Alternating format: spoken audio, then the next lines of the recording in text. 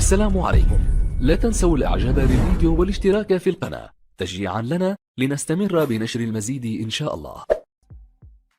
رد الغابوني أرون سالم بوبيندزا مهاجم الفريق الأول لكرة القدم بنادي الشباب على الاتهامات وحملة العنصرية الموجهة ضده عبر مواقع التواصل الاجتماعي بعد كلاسيكو الاتحاد الناري. وخسر الشباب 1-2 أمام الفريق الأول لكرة القدم بنادي الاتحاد ضمن منافسات الجولة 24 من مسابقة دوري روشن السعودي للمحترفين. وشهد الكلاسيكو إهدار بوبيندزا ركلة جزاء بشكل غريب بعد إصراره على تنفيذها رغم أنه ليس المختص وفقاً لحديث مدربه الإسباني في سينت مورينو.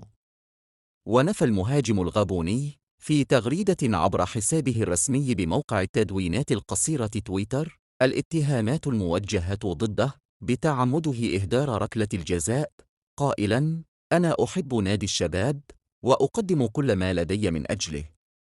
وأعرب أرون سالم بوبيندزا عن غضبه الكبير من حملة العنصرية ضده مؤكداً على أنها أمر غير مقبول تماماً مهما كان الخطأ الذي ارتكبه.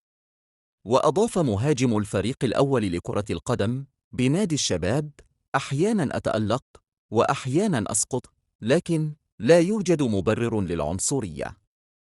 جدير بالذكر أن بوبيندزا البالغ من العمر 26 سنة انضم إلى الشباب في صيف 2022 قادماً من نادي العرب القطري، حيث سجل منذ ذلك الوقت 7 أهداف وصنع 3 آخرين خلال 14 مباراة رسمية.